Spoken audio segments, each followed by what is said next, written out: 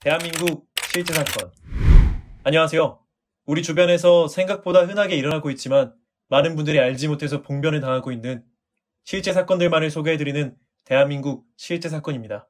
오늘 소개해드릴 실제 사건은 대한민국 국민이라면 누구나 좋아하는 시원한 냉면을 먹다가 벌어진 충격적인 사고에 대한 것입니다. 대한민국에서 실제로 벌어진 일이고 실제로 우리 일상에서도 접할 확률이 높은 사고인 만큼 오늘 영상을 반드시 보셔야 합니다. 광주시 북구의 46세 남성 유재호 씨에게 일어난 일입니다. 지금은 광주시에 살고 있지만 원래 고향은 부산이었던 재호 씨. 재호 씨는 직장 동료들 사이에서 소문난 면 요리 매니아였습니다. 라면, 냉면, 국수, 스파게티. 재호 씨는 면이라면 종류를 가리지 않았는데요. 하지만 그 중에서도 재호 씨가 가장 즐겨 찾는 면 요리는 바로 냉면이었습니다. 커다란 사발에 차가운 육수와 쫄깃한 면이 가득 담긴 냉면은 재호 씨가 제일 좋아하는 면 요리였죠. 그는 어린 시절부터 부모님 손잡고 냉면집을 찾아 외식을 하곤 했습니다. 그 뒤 부산을 떠난 후로도 재호 씨는 면이라고 하면 사족을 못 썼습니다. 냉면을 먹을 때마다 어린 시절에 행복했던 추억이 떠오르곤 했던 것입니다. 그래서 재호 씨는 틈만 나면 냉면집을 찾아 식사를 하곤 했죠. 그러던 어느 날 재호 씨에게 희소식이 찾아왔습니다.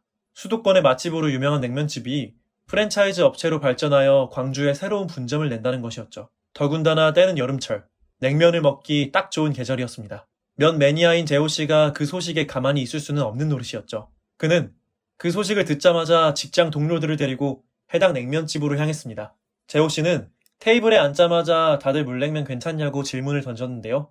동료들은 어깨를 으쓱하곤 재호 씨의 권유대로 물냉면으로 주문을 통일했죠. 그 후 재호 씨는 면 전문가로서의 면모를 과시하듯 동료들에게 열정적인 강의를 시작했습니다. 면 종류는 끊어 먹으면 본연의 맛을 해친다는 것이 재호 씨의 지론이었죠.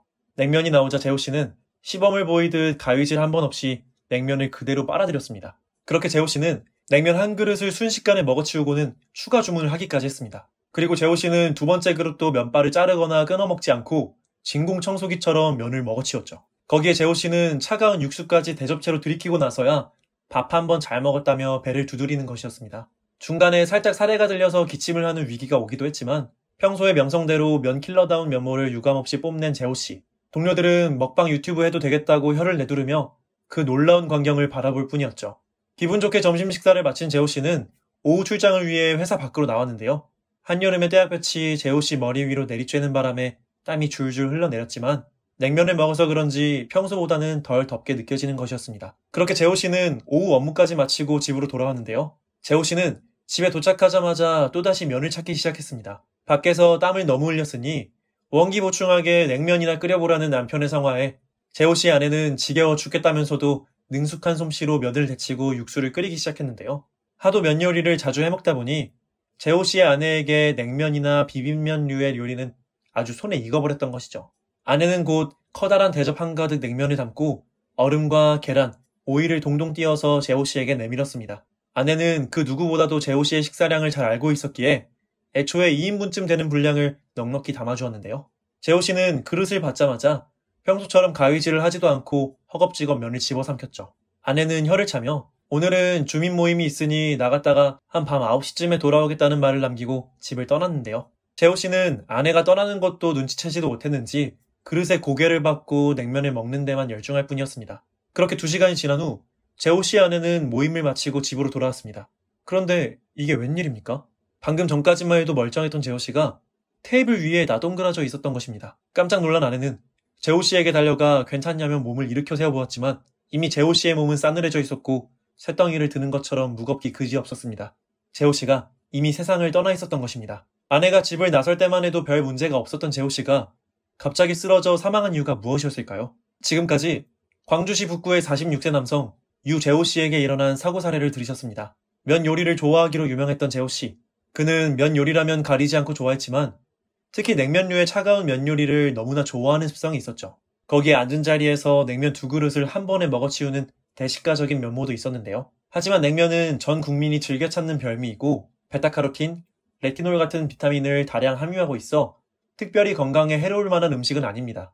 그리고 재호 씨의 경우 면 요리를 지나치게, 자주, 그리고 많이 먹는다는 것 외에 특별히 문제되는 습관을 가지고 있지 않은 상태였는데요. 그렇다면 재호 씨의 목숨을 앗아간 원인은 과연 무엇이었을까요?